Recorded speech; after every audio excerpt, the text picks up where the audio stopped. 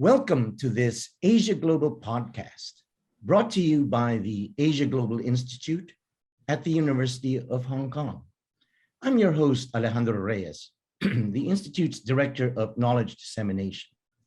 In our programs here in Hong Kong and online and in the content that we produce, we focus on presenting Asian perspectives on global issues. Subscribe to AsiaGlobal Online, the digital journal of the Asia Global Institute, by going to the AsiaGlobal Online website or the Asia Global Institute website. And follow the Asia Global Institute on social media, Facebook, LinkedIn, Twitter, and YouTube. In this podcast episode, we are focusing on China and its relations with the US and in the region. We are approaching the important 20th National Congress of the Chinese Communist Party, which will open in Beijing on October 16. From the Congress will emerge a new leadership of the party, the Central Committee, the Political Bureau or Politburo, and the Politburo Standing Committee. The expectation is that incumbent Chinese leader Xi Jinping will receive a third term as General Secretary, or he might be named Party Chairman, a title not used since 1982. So this is really a good time to consider what is going on in China. For our discussion, we're joined from the Washington, D.C. area, from Washington, D.C., by two young China watchers, and that's capital Y, capital C, capital W. Young China Watchers, YCW, is a dynamic group of China-focused young professionals.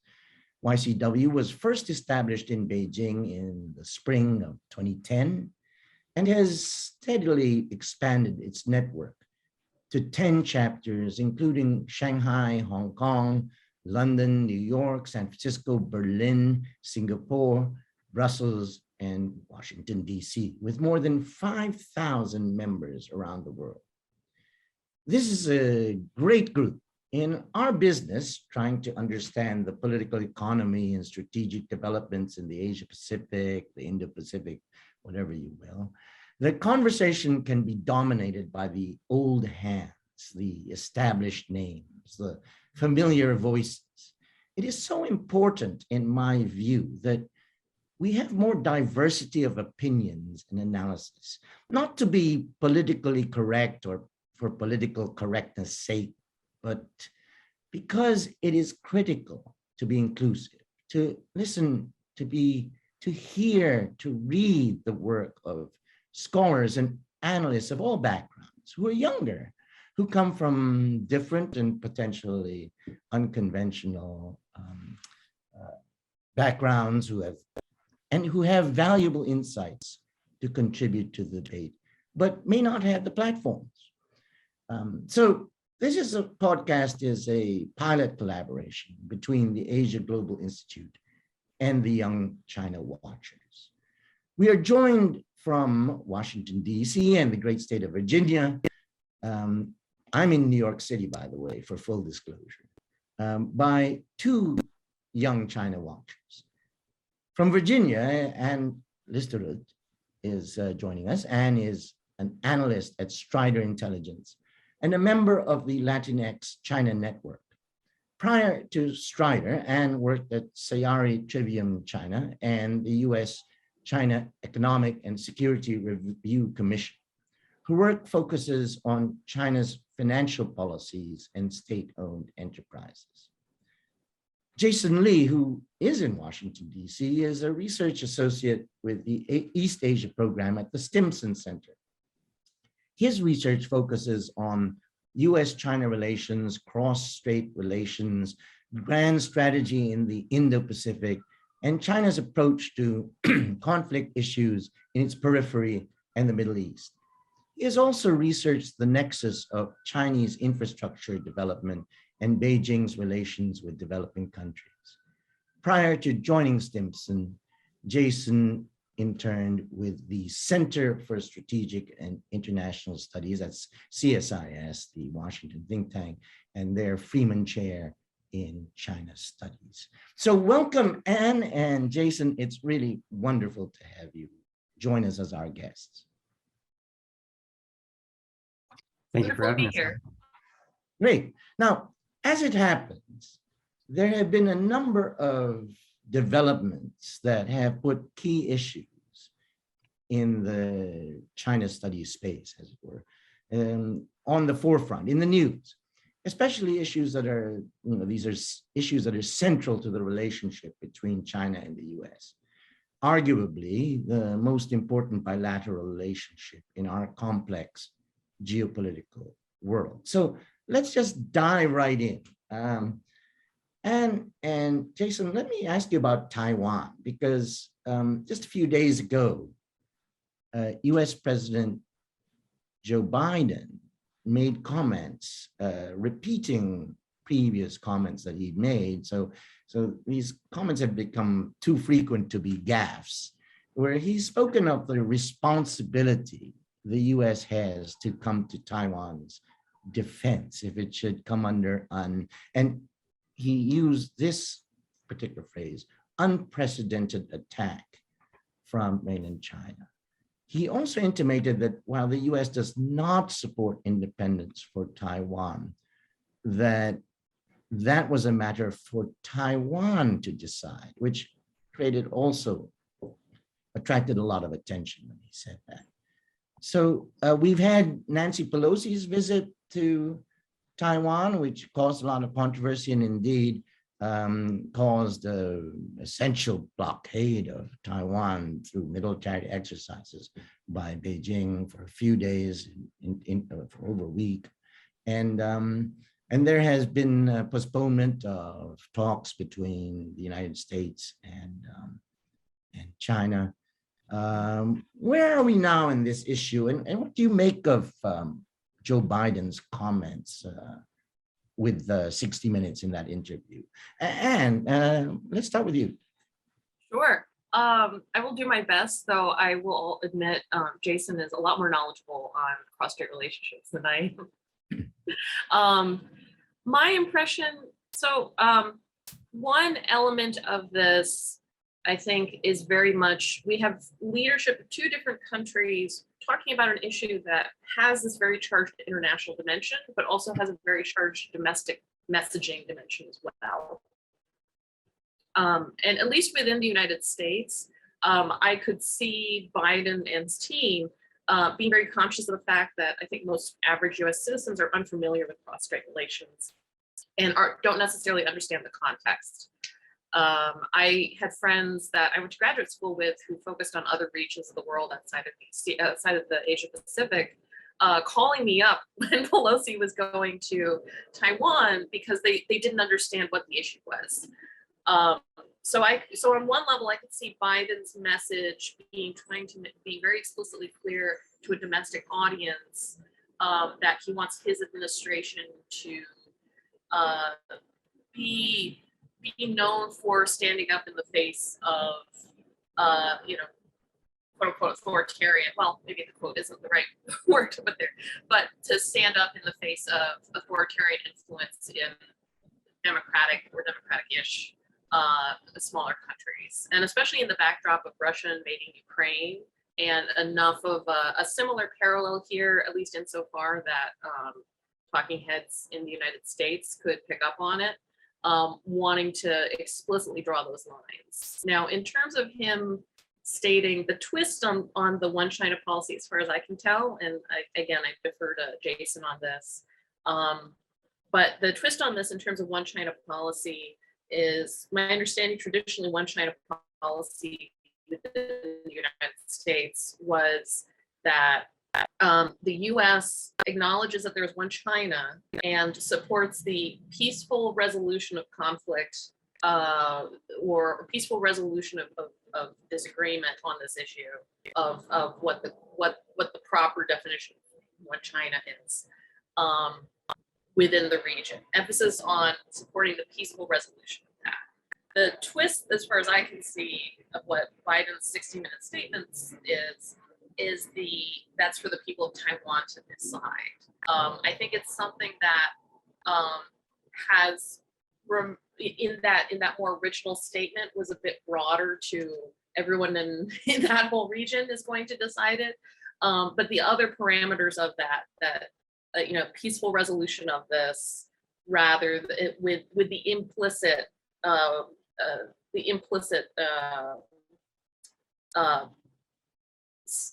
very implicit statement that the U.S. might intervene if there were, say, a military intervention. That I think a lot of those other dimensions have been made more explicit, but were implicit for a long time. The only new twist I see is the wording of the people of Taiwan to decide. So, Jason, were you surprised by what Biden said? What do you make of this development? Of course. Well, what's the saying? Fool me once, blah, blah, blah. I think at this point, when we're talking about these Biden gaffes, there comes a point when we need to be taking him at his word. I think that within the international community and people here in DC, there are a few times that we'll allow a slip up, and then it becomes very clear on what the president's thinking is on this. So I agree with you, Al, that we need to be thinking about this in terms or beyond the idea of these being gaffes. I think in many ways this comes down to Biden's long policy within Congress, which is a place where a lot of this new pro-Taiwan sentiment is coming from at the moment.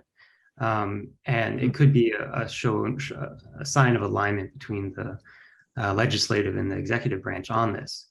I think one of the main issues with or questions about what's happening now with current US policy on Taiwan is understanding the different messaging that is going out, particularly in how Beijing is seeing this. It's very clear how the Taiwanese themselves see this, as well as the US public and the US government as a whole. Strong emphasis on US-Taiwan relations, people-to-people exchanges, continued support for Taiwan's defense, be it a commitment to defend or not. But the messaging, I think, that we probably hope to see become more clear is how exactly the State Department is addressing this compared to the White House and compared to Congress. Recently, the Senate Committee on Foreign Relations did its markup of the Taiwan Policy Act, which is significant piece of legislation addressing what the U.S. stance towards Taiwan is. And I think a lot of the concerns that some Taiwan watchers had about the original bill have been addressed in terms of the symbolism versus the substance of improving US-Taiwan relations. So I think this is an evolving situation, but the Pelosi visit, I think, has really triggered a new public understanding of what US-Taiwan relations are. And we saw that in addition with additional congressional visits and also state level governments sending representatives to Taiwan. So it's I'll be looking forward to seeing how the White House and State Department and Congress kind of reconcile these issues moving forward. Now, what about Beijing's reaction, particularly during the sensitive time of in the run-up to the Party Congress? And of course, there's much discussion about whether Beijing is poised to intervene, take control of Taiwan, or whether it wants to take further action, whether it even has a timetable for reunification that it wants to impose, given historical dates, and we know some of those landmarks. What are your thoughts on that? Jason, what are your thoughts on the Chinese reaction and where you see things playing out, perhaps in the run-up to the Congress and beyond? Yeah, I think on the run-up to the Party Congress, I think there's very little to expect in terms of new Chinese foreign policy. Xi Jinping himself has staked a lot of his his own legitimacy and reputation, less on economic growth and a lot more on China's position within the world. This comes down to his national rejuvenation, as well as his flagship BRI, and now in many ways, COVID policy, as well as the Taiwan issue and standing up to the US. So coming up onto October 16th, I think that there is very little to expect of dramatic changes in either Taiwan policy or general foreign policy broadly. And I would like to get your thoughts whether this would be same for domestic politics, but I would presume so. So in terms of the long-term planning of the Taiwan question for Beijing, I think the response to Pelosi's visit is pretty indicative of the Chinese thinking on this, and the tactics that it's going to use in the future to push back against what it sees as U.S. encroachment or pro-independence movements on the islands. We know that the original visit by Pelosi was postponed by several months, and I think that gave China a lot of time to prepare and calculate its response. Everything was ready to go as soon as Pelosi was in the air and then landed. The statements were very well timed out. But I think what's also what that shows is that in the calculation, there were certain tactics that the Chinese decided not to use to push back against the visit. For example, they didn't overflight aircraft on the islands. The ship exercises were not as extensive as some might have predicted. So I think that shows a lot in terms of Beijing's calculated approach to addressing the Taiwan issue. There are many people on the mainland looking at Taiwan, especially how the US is addressing Taiwan. And I think even those people might not be able to give you a date, but they know exactly the red lines that would provoke them to take certain steps. So there are these milestones, as you mentioned, Al, 2027 for completing the modernization of the military, or I forget the terms exactly, but then there's 2049 as well. So I think in many terms, in the short term, very little is going to happen, obviously, before the Party Congress. In the medium term, I think that there's more ability to see what China is going to do, perhaps to push what peaceful unification would be. In the long term, I think that's too difficult to predict. I'm not a betting man, but I wouldn't want to be betting on that issue at all.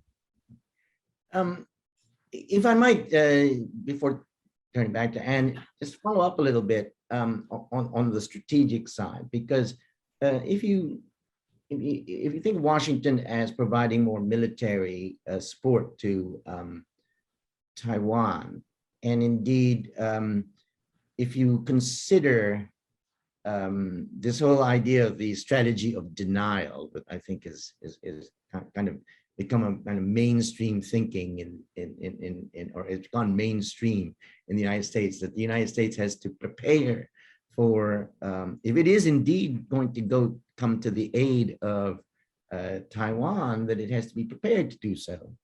Do you see that as strategically a kind of self-fulfilling prophecy, as it were? In other words, if you build the arms, if you deliver the arms, if you deliver the military support, then you will get conflict potentially.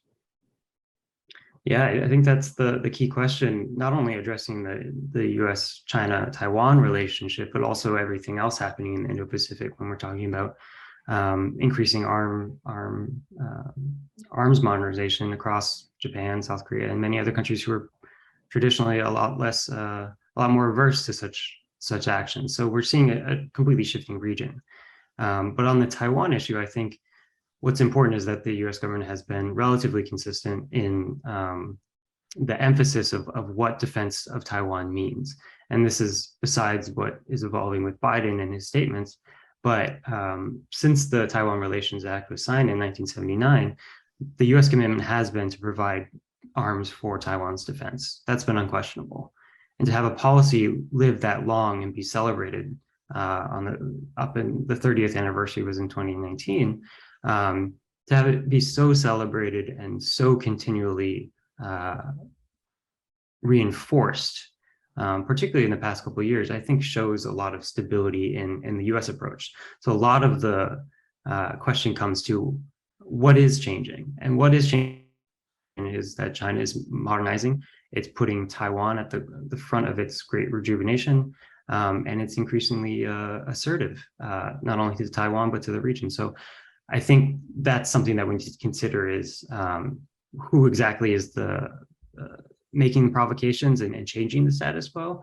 And this, I think this gets to the question that we were addressing earlier about Biden's statement about allowing the Taiwanese people to decide on independence. I think I may disagree a little bit with Anne on, but only slightly, in that a lot of the previous statements about and policies from Washington on this question of independence, the statements have always been taking a non-stance on independence. And I think inherent within that such a statement is the idea that who's going to choose to be independent? It's going to be the Taiwanese people. So I think that that's an important consideration also to consider. Right. Now, another big development has been the playing out of the China-Russia relationship. We've seen a few days ago, Russian President Vladimir Putin meeting with Xi Jinping on the sidelines of the Shanghai Cooperation Organization, SCO, in Uzbekistan. And of course, that harkened back to their meeting on the eve of the Beijing Winter Olympics, where there was that statement about the no limits relationship. I'm wondering if you both could then reflect on, because this is not just a strategic relationship, it's an important economic relationship that certainly Russia has. What are the concerns that, the United States will certainly has concerns about it, but how do you see this relationship as shaping up in terms of what China is looking for, in terms of its relationship with Russia, and how this might affect the China-US relationship? Anne. Yes. Yes, that is an excellent question. The impression I've had is that Russia's invasion of Ukraine does not seem to have been expected by China's foreign policy elite, and definitely not by the commerce subsection of the foreign policy elite. I remember literally, I think it was less than 12 hours after the start of the invasion, Chinese regulators finally gave the rubber stamp to allow import of grain from Russia. And although it was a process that had begun long before the actual invasion started, since the announcement just happened to come out a few hours later, there was a lot of speculation made about it. My interpretation of that is, at least on that an economic development dimension of it, that this was very unexpected and not desired at all. Again, within that front, I think it doesn't serve China's economic goals to have such a heavily sanctioned trade partner right on their border, and even taking into account maybe more military or foreign policy, diplomatic dimensions to it, it still doesn't serve China's interest to have an active war field happening very close to it, with, again, its neighbor to the north. In terms of maybe the larger trade relationship between the two countries, it has felt for the last decade like a very unbalanced relationship. I think there's a little bit of a fantasy, or maybe at least an ideal, a hope for ideal among top level leadership, that there could be a friendship maybe akin to how things were in the 50s. But the reality of it is it's a very imbalanced trade relationship. China has become a manufacturing powerhouse, and it is gone from beyond physical manufacturing into digital development and media development, and a lot of highly valued production, physical and metaphysical, is happening in China right now. And the same is not said about Russia. Russia is highly dependent on being able to export energy. At the same time, China is also investing a lot in alternatives to that form of energy. Now, until we really have a way to completely transition off of fossil fuels, including natural gas, completely, I think Russia will still have a great deal of economic sway, but that still tends to be a very one-sided relationship. China, in addition to putting a lot of energy into renewable energy creation and development, is highly energy dependent, and has been hyper aware for decades that they are highly dependent on imports from other regions of the world. I think a big part of China's relationship with Venezuela is built on that. So in one sense, you could say that China views its relationship with Russia, again, on just that economic trade level, as a more powerful version of its relationship with Venezuela. And that is definitely not how Russia views its trade relationship with China. So right there off the bat, we have an imbalance. Throw into that sanctions, and that can get messy very quickly. China has, I think they've determined that that they're going to continue to engage economically despite these sanctions. But I also get the sense that there's a lot of focus on what exactly, how exactly Western financial institutions react to that, at least insofar as trying to figure out, is this an additional source of international strain they're going to have to account into their own global trade relationships. Right. If this engagement were to come at the cost. Yes. Right. Oh, no, please go ahead. No, Jason, you wanted to say something. Yeah, just a two finger on that of, I think one of the really important aspects since the invasion of Ukraine is the continued and really expanded import of crude oil from Russia by China. In May, the imports of crude jumped 55% year to year. And that was a significant shift. After only taking a small dip in February, the numbers really reemerged to hit new highs up in May, and they've continued high. And I think that this, in terms of what Anne was talking about, in terms of the Western actions and sanctions against Russia, one of the initiatives going on is putting a price cap on Russian oil. And what I've been seeing in the data is that China plays an important role in kind of determining whether that price cap will have a strong effect on dampening the Russian revenue for its war.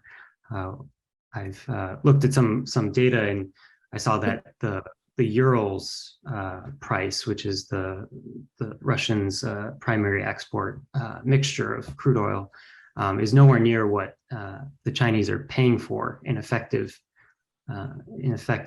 imports. The Chinese are paying much higher, and that amounts to a lot of money gained to Russia above what it really should be making if the impact of sanctions and international controversy over its oil exports were to take full effect. So I think that's a really interesting aspect for us to look at as well. Yeah, I absolutely agree. It's a useful source of income for Russia.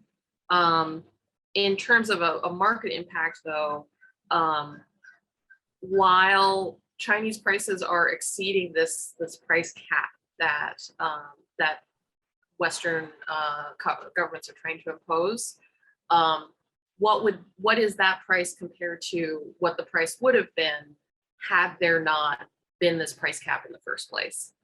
And then also to throw another dimension into it, is there concern on the China side that this major source for energy imports, is there concern that that source might disappear in the coming months or coming years, which could motivate a desire to stockpile, even at a premium cost today. So those are other dimensions to it that have, again, like if within a transaction, there's the interests of both parties. The Russian exporters are seeing this as, okay, we've got a customer who's willing to pay a much higher price than we're getting anywhere else, and this is also funding our military and other state needs. So that's a pretty high motivator on the Russia side. On the China side, it might be a combination of these prices are a lot better than we were getting the year before. Maybe I've not looked at the numbers as recently as Jason, so don't quote me on that one. But also a fear of, hey, maybe this great maybe this great source for us that we've been depending on for a long time, it might disappear. So we got to stockpile now. On a simpler level, do you think the sanctions that have been imposed by West and like-minded countries on Russia, particular exclusion, say, from the SWIFT banking messaging system, for want of a better word, has that spooked Beijing in the sense that, well, on not to bringing back the Taiwan issue, that if they were to do some action on Taiwan, that they could face similar kind of comprehensive, even though it's not really comprehensive, but comprehensive sanctions. I mean, they're already under sanctions in regard to the United States and European Union relating to human rights issues. But is that something that chastens them? And I also think about, when you think about supply of important commodities, action on Taiwan could also endanger their access to semiconductors, particularly the very high-end advanced semiconductors. Is Beijing deriving some lessons from what they're seeing playing out with Russia? And yeah.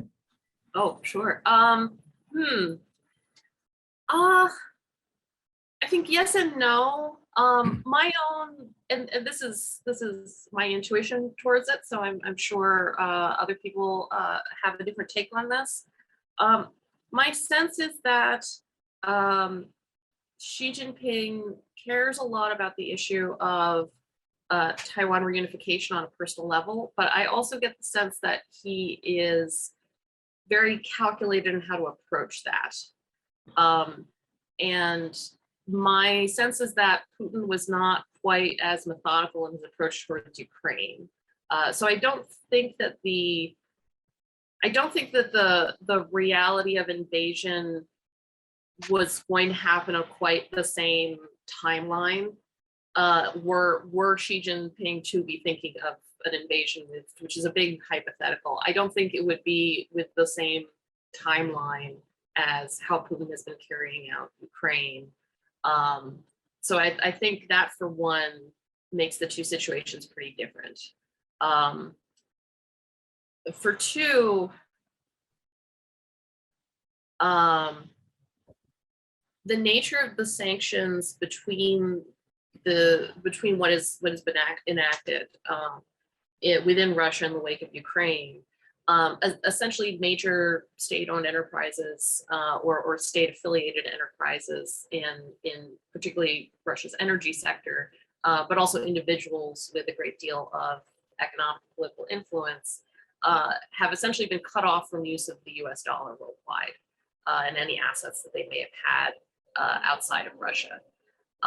That is categorically different from the regulatory action the US government's taken against human rights abuses within China, the sanctions that have been leveled against China, human rights abuses against organizations like the Xinjiang Production and Construction Corps, those have been much more pointed and focused on specific organizations, or they have been focused on export restrictions, in which case the focus is on the physical things being shipped from one country to another, rather than cutting off that organization or individual's access to use the US dollar worldwide. It's the difference between bringing, a shotgun versus a grenade launcher. Like it's a very huge difference between the two. So I don't get the sense necessarily that this is a lesson learning situation, so much as it is seeing the, I would argue, expected effect of seeing this level of sanctions applied to their neighbor. Now, end of the day, whether or not sanctions are effective, quote unquote, as far as Western institutions are concerned, depends on whether or not the leadership of the receiving country changes their actions, and that has not happened. So Beijing might end up taking away from this that there could be, economic trouble at home, but with the right, combination of leadership or other factors, that it doesn't necessarily topple the regime. That could be the lesson that comes out of this. But again, that depends on how things play out 6 months, a year down the line. Jason, you have thoughts on this? Yeah, I agree with a lot of what Anne said. I think what has been learned from the invasion of Ukraine by China is kind of many insights on the differences between Taiwan and Ukraine in those situations. I think a lot has to be considered about, and the Chinese are probably looking at this, is what the relative size of the Russian economy to the world is in relation to the Chinese economy, what that means for how aggressive the West and other affiliated governments would be reacting to a potential Taiwan contingency, as well as kind of the strategic importance of, as you mentioned, Al, of Taiwan in the global supply chain of chips and everything. I think what this might have taught Beijing, or what they might be taking away, is that in such a scenario, if China were to invade Taiwan today, I think it would be seen as premature in many ways within the Chinese strategic thinking, mostly in relation to the sanctions question, as well as on the question of decoupling and being able to maintain a strong economy if such sanctions were to be applied. In the Chinese optimal scenario, they would have already internationalized the renminbi, being able to avoid certain sanctions, been able to develop stronger relationships with other countries that are trying to get away from the US dollar. And they would have also had a stronger high-level chip manufacturing themselves. So I think this shows in the Chinese mind what the costs of invading today would be, or in the short term, but also what they may be needing to be preparing for. And I think we've seen this in the past couple of months since the invasion, that the impetus to de-dollarize or to decouple, which we've been seeing since COVID, or since the trade war as well, might be even stronger for the Chinese, for this exact reason of learning from the Ukraine example. Yeah, I'd like to just quickly pick up on just the question of internationalizing the renminbi, because it comes up often in these conversations. You read my mind in terms of. You did. Oh, good. So if you are running out of TV shows to watch and you want to read lots of policy papers and speeches by ministry personnel, follow the history of the internationalization of the renminbi story. My own take on this is that there seem to be different institutions within China's central government that have very different thoughts and feelings about how the renminbi should be internationalized, if at all. And my sense is that the more diplomatic and national security focused sectors of the government see a lot of value in internationalizing the renminbi, namely because of being able to avoid sanctions, and then also secondarily being able to be, among those handful of countries that have highly sought after currency and the advantages that come with that. The institution that I believe is least interested in internationalizing the renminbi is the central bank, because their primary focus for the past,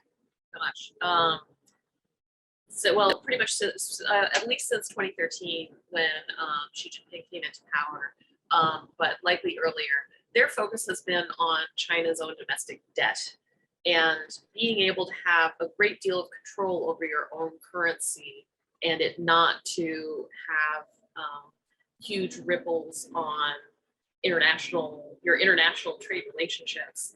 That is a tremendous advantage that the renminbi has. The degree to which the renminbi, because the renminbi isn't just not an international fiat currency, it is a comparatively very difficult currency to convert, even compared to, say, secondary currencies like the Korean won that doesn't get treated the same way as say, the pound sterling, or the Canadian dollar doesn't get treated quite the same way as the pound sterling. Beijing has loosened the conversion controls a little bit over the past couple of decades, but nowhere near the extent you would need in order to receive the same degree of circulation as you see with, say, the Australian dollar, or the peso even. And that is by design, and that design is entirely domestically focused, and it's in order to control and manage domestic debt using levers that are not available in other countries, because again, other countries don't necessarily have such a locked on control of their own currency value. So internationalizing the renminbi, though it would come with these foreign policy advantages, would be giving up some of the largest tools in the central bank's toolkit to manage their own domestic debt. And so sometimes you get, or at least you can see, seemingly very contradictory statements coming out of different ministries or major central government institutions regarding the internationalization of the renminbi. But consistently, the institution that seems least interested in it is the institution that's in charge of currency, and the PBOC, the People's Bank of China.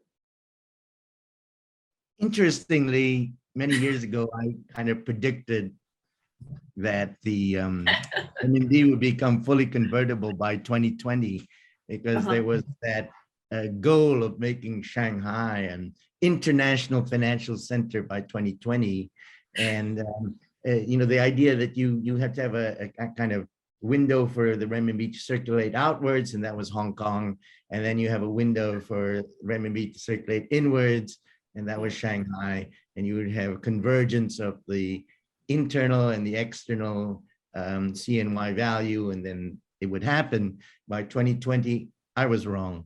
But I think you're right that there's been rethinking, and I think the global financial crisis probably changed a lot of the thinking on that, or at least created more divisions in the thinking on the value of actually having that full convertibility, and for certainly the reasons that you put forth. This all brings us to the economy, and we've already touched on some aspects of it. I guess the big question these days is, well, what's happening? Because China has not been having difficulties because of the pandemic and its essential zero COVID strategy, whether you call it dynamic zero COVID or whatever, this and its closure really to the outside world for the most part, although there are people going in and out nowadays more frequently. Where are we at, Anne, in terms of the Chinese economy? How slow has it gotten, or is it? What are the numbers these days, and what do you think the key challenges are? Going forward, assuming that the pandemic in China, the COVID-19, finally does get under better control, and that they kind of move forward in a way to kind of open up again to the world. Yes. Well, the short response is, where are we? Not in a good place. And I would argue that most of what we're seeing in China's economy isn't actually because of the COVID lockdowns. I don't think that helps, particularly when it comes to cross-border, that physical human cross-border relationship, in addition to the physical trade that's involved in cross-national relationships. But I would argue that some of the biggest problems that are hitting China's domestic economy right now, those have frankly been in the making since at least 2008, if not earlier. Since we mentioned the global financial crisis earlier, the 2008 global financial crisis that hit most of the world, except miraculously China, it didn't hit China because China's regulators loosened up lending conditions to such a degree that it allowed a spending and construction blitz across the country. And that really kind of buoyed the macroeconomy through the decade, but also left a great deal of bloated debt left behind. And for the past, almost a decade or so, regulators have been trying to thread the needle between how can we take care of and slowly digest these debts and excess that we built up, while not slowing down the economy too much. And this was a difficult needle to thread back before there was a trade war, but they were kind of bouncing enough to not have a crisis. And then COVID hit, and we saw a lot of loosening of those regulators, loosening up policies that they had been putting in place in order to, again, deal with this mountain of nationwide debt, in order to get through the first couple of years of the pandemic. And now it's been long enough into COVID-19 that initial loosening is not enough to sustain things anymore. And you're seeing a lot of the chickens coming home to roost when it comes to employment stagnation, which predates COVID, but got worse during COVID. When it comes to construction stagnation, which again, the debts accumulated by companies like Evergrande, and they're less prolific, they're less frequently debt prolific counterparts. Those excesses and massive debts that were accumulated, those again also predate COVID, but have been exacerbated by slowdowns in construction and a chewing away to now a complete lack of faith in housing from the consumer end. And I would argue that jobs and housing construction are the two main pillars that are causing trouble right now. And the core of them both really kind of come down to, will China allow institutions to fail? Will they allow these institutions to fail, and then who swallows the debt afterwards? And it also gets us into some big fundamental questions about just the nature of macroeconomies, which I don't have a definitive answer to, about is it possible to completely avoid a crisis period when you have macroeconomic development? You could argue that Japan in the 70s had a huge boom, similar to the trajectory we saw with China in the 90s and 2000s. And then it was followed by a decade or so of slowdown in the 90s after kind of the initial advantages from new labor and new manufacturing, after those were taken up and people started overreaching. And then eventually just kind of the bubble burst, things went down and slowed down. You see the same story happening again with South Korea, the Asian financial crisis. You could argue the same thing happened in the United States with the 2008 financial crisis. So is a slowdown after several decades of high-speed growth, is that an inevitability, or is that something that you can maneuver your way out of? That's a question beyond my pay grade. The only thing I can really say is that many people have tried, and I can't think of successful cases of navigating completely out of a slowdown. I personally think that this slowdown, that there is a slowdown that is here, and I think a slowdown is here to stay. How acutely it's going to be felt will be managed by policymakers, and that part is still up in the air. But we're not going to see a dynamic return to China's growth the way we saw before. And I would also argue that for the past 5 years before lockdowns, we were seeing kind of the last gasps, the illusion of the continuation of it, rather than an actual continuation of that huge dynamic growth to that dimension. It's not to say there aren't dynamic sectors, there are, and not to say that I think China is doomed to a horrible life after this. I would argue that Japan during and after the slowdown in the 90s, quality of life for its citizens were way higher than they had been in decades before, and plenty of dynamic companies, individuals, and products. And they managed to remain a huge contender on the world stage in terms of their economic power.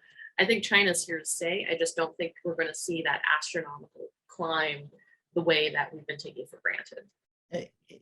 Before turning back to Jason, can I follow up on that? I mean, there's a demographic issue also that I think is always hovering, as it is already now impinging on Japan. Just generally speaking, do you think then that where China is, that the policymakers will have no choice but to embrace the reforms that has been slowed down, as it were, in recent years, that's really going to be the only way out, as it were, of having a real hard landing? I mean, yeah, I mean, I think the Japan comparison is very important to look at, including on the demographic question. I think both are facing, or in their respective time periods that we're analyzing, both are facing declining birth rates and stagnating demographic challenges. I think the one kind of difference that I would throw into this is that when Japan was hitting its kind of peak and plateau in the 90s, GDP per capita was much higher. I believe it was at 45,000. And China today still remains, outside the cities, a pretty poor middle income, if not low middle income country. And I think that has some important implications for how China might take lessons from Japan in order to build or continue these strong industries that are going on, but also to see where its differences might need to change. And I think that there's both that demographic issue, there's also the lower income issue that I just mentioned, but there's also I think this greater issue of China trying to be a great power and maintain its great power and become a superpower in many ways. While I think Japan was benefited from being able to be a strong US ally in the region, and benefit as this strong exporter of high-end goods. So that's all to say that I think China, as Anne mentioned, has some reckoning to do about what the future of its economy is and how it's going to move forward in the value chain. But I would say that there are quite a lot of challenges to be addressed that we'll have to watch. And Oh, I completely agree. And I will also add on that. I remember seeing a report from a financial institution in Japan that had a lot of clientele within China. And they did a side-by-side comparison back in 2015 of the number of clinics and hospitals available to citizens. First, they compared between Beijing and Tokyo, and then they compared between a relatively small small city in Japan and within China. And back in 2015, at least, the difference of the number of medical personnel and medical institutions, including hospitals and clinics, between Beijing and Tokyo back in 2015, you had it was literally 2 to 1. You had twice as much availability and access to see a physician if you were in Tokyo compared to Beijing, and then those numbers changed to about 10 to 1 if you moved outside the capital city and were looking at a relatively small third-tier city and the equivalent between China and Japan. So to just kind of emphasize in there that there's GDP per capita and then just access to medical resources, which becomes increasingly important when you have an aging population. Right. What about the external trade and investment relations?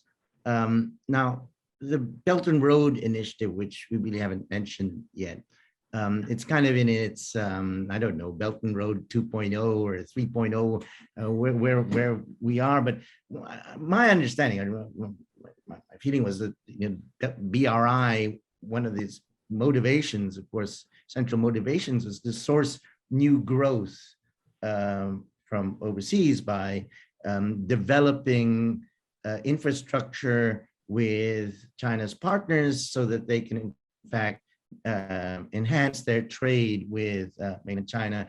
And that would be a kind of source of new growth. And of course, also a source of new business for many state-owned enterprises and financial institutions, Chinese financial institutions. And then, of course, we've seen the launch of the Regional Comprehensive Economic Partnership, RCEP, and that's meant to also generate new growth.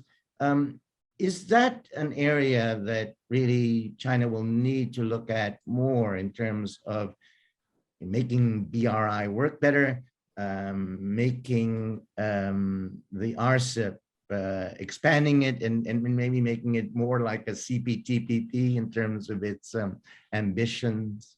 What are your thoughts on that, Anne?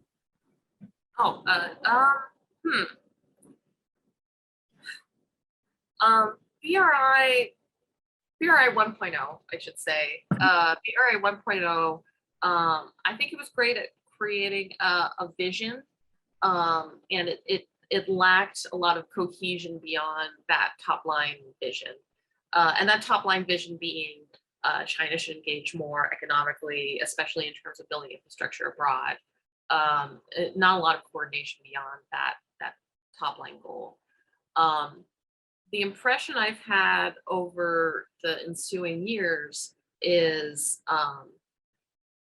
I think BRI underestimated the challenges that come in investing in different environments, and their success of these various investments has really depended on, which nation are they investing in, what's the availability of, say, that nation to repay over time the debts incurred, what other outside factors and conditions are there on those domestic levels in order to, say, gain construction rights on land to build railroads or other forms of infrastructure.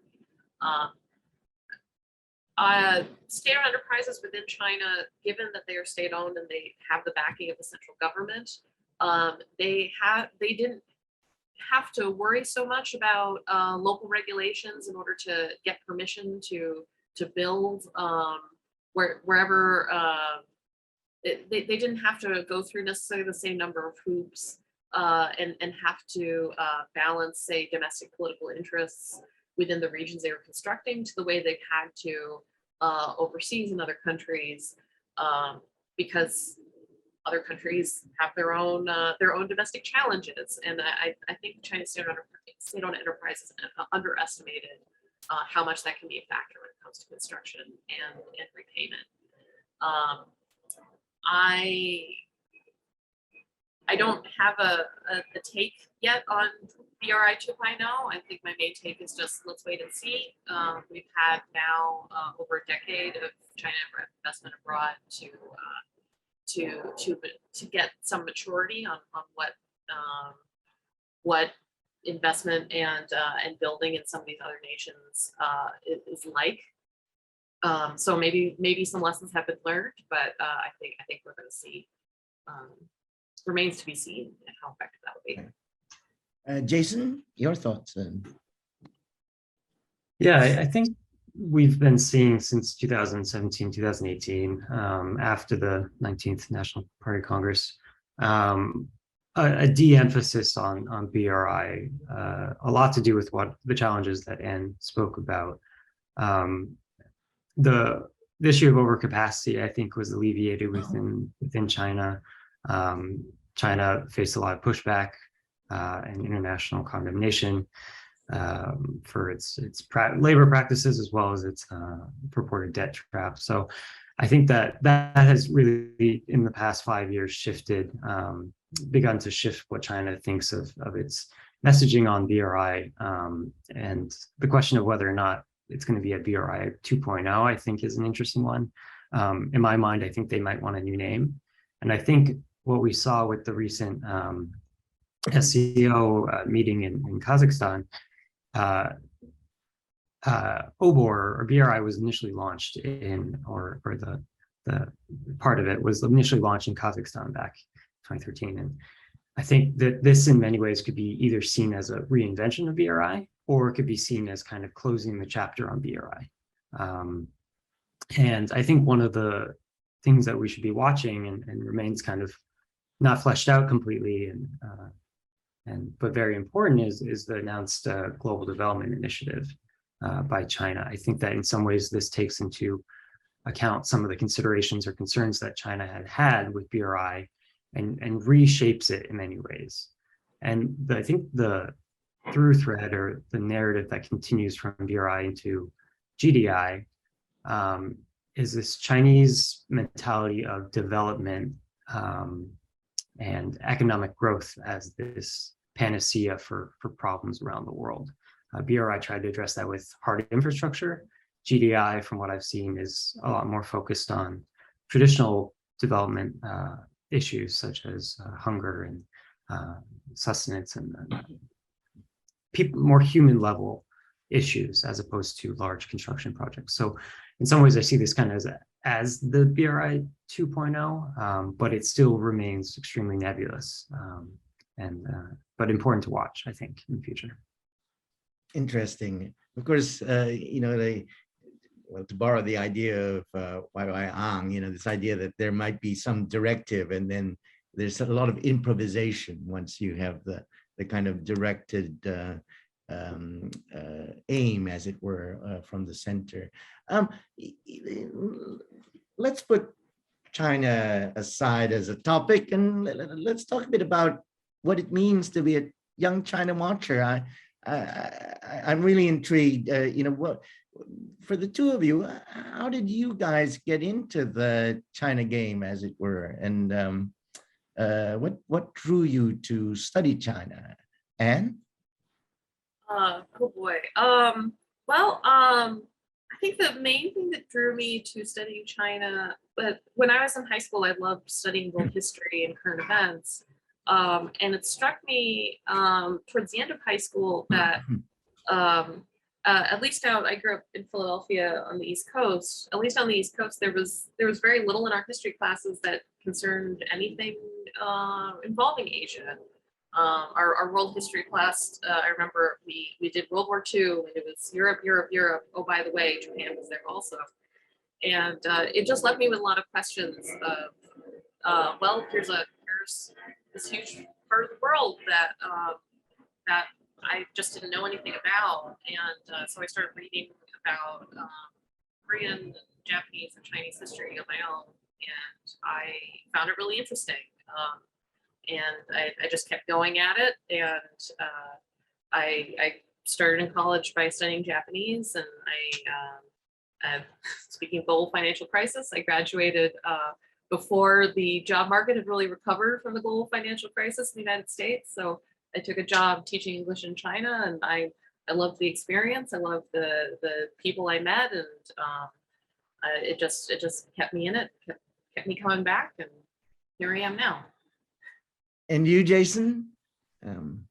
Yeah, I fell in love in high school as well, similar to Anne, of just the history aspect of it, but also what it means for present day policy. But on top of that, I think my father was born in Taiwan, and I think throughout our family history, there's always been that interesting question of what cross-strait relations is. And I think it's very fitting nowadays that cross-strait relations, or at least the US, China, Taiwan triangle is front and center. And it's something that I think I'm constantly interested in, because growing up, there was always these questions that me as a 10-year-old didn't understand of why is Taiwan different than China? And what does that mean for me being born in the US and having that background? And my dad always said, growing up, we always called ourselves Chinese Americans. And it was very interesting to me to unpack kind of the ideas of identity within Taiwan, what it means to be a Huarren, a person of Chinese ethnicity, rather than tied to a country. I think that all shapes into what we're seeing in the mainland's foreign policy today. So I think that's really launched me into wanting to join the think tank circuit here in DC and unpack these issues, kind of at the intersection of both government, but also academia, and to experience what addressing U.S. policy towards the region is, and trying to inform it as best I can. Interesting. For both of you, what do you see as the particular challenges of being a China analyst today, particularly seeing as the United States has identified, China as a threat to national security? And beyond that, what are the particular challenges you see as being really kind of early in your career? Because certainly, for many China watchers today are lamenting that they haven't been able to visit China for 3 years or so. I'm wondering how you're feeling about being in this space at this time, and given the pandemic and all. Jason, what are your thoughts on that? Yeah, I think it's an increasingly difficult environment to try to understand China's thinking, and that's not only because of the pandemic, which has been a big issue, but also the point that you made of this being a much more politically sensitive and geopolitical question. I think that in many ways narrows the field of information that we're able to get, or information, or essentially exchanges and interfacing that we're able to have to truly understand what the U.S.-China relationship is like. And on top of that, I think the travel restrictions and increasing nationalism on both sides, honestly, regarding the China issue is in some ways a researcher's worst nightmare, because it changes the lens at which you have to look at things or present your ideas. And I think I always try to go back to the facts and the objectivity, and I think that is difficult, but there's always workarounds, and I encourage other young China watchers to rely on each other to kind of expand their knowledge bases and interface as best they can with the people that are within their reach. And hopefully someday we'll be able to go back to China and the region to get the real firsthand experience that will hopefully inform policy better in the future. And I agree full-heartedly with everything Jason said. That lack of person-to-person, face-to-face contact, I think that has a big effect on how we view each other on a much more visceral level than I think we give credit for when we're talking about high-level analysis. I think a lot of us felt it very acutely during lockdowns, how different life was when we had a lot less face-to-face contact, period. But I think it remains when we're considering other nations and we just have less of that contact with other people from that nation.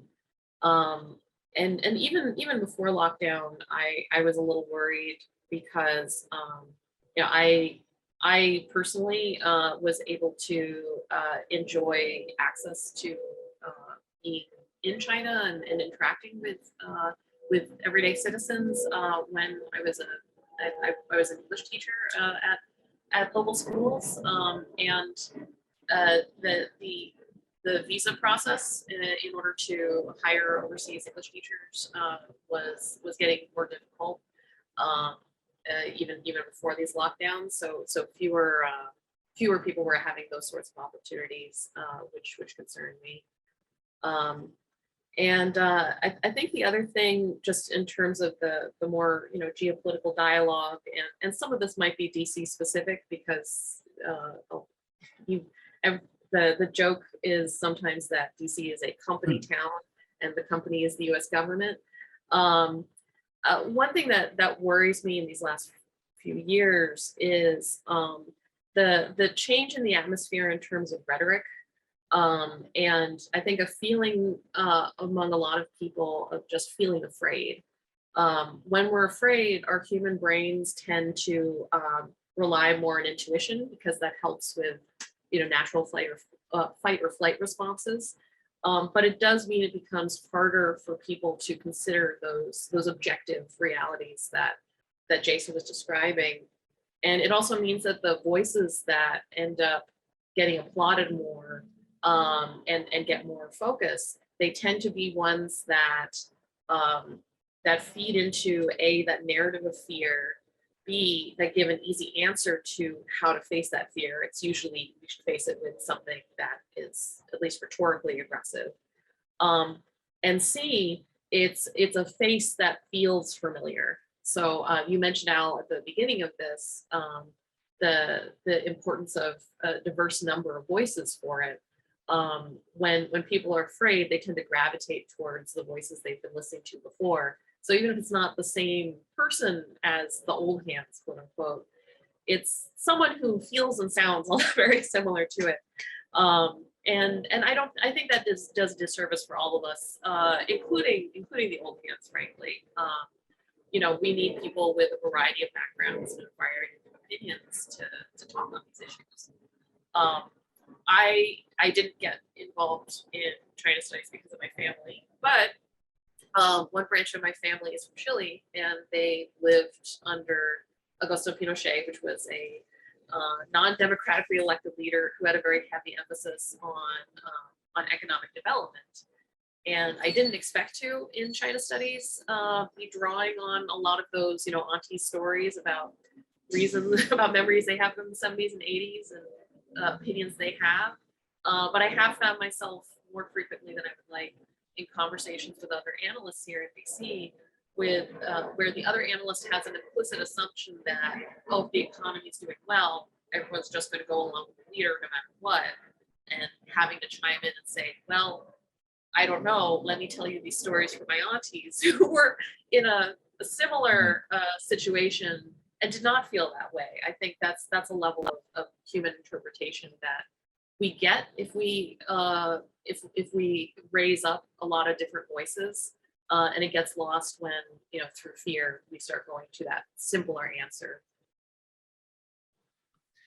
I should mention to our listeners that Anne is the chapter head of the Young China Watchers in Washington, D.C., which I think is important, important position, especially given, I imagine there's quite a concentration of China Watchers in around Washington.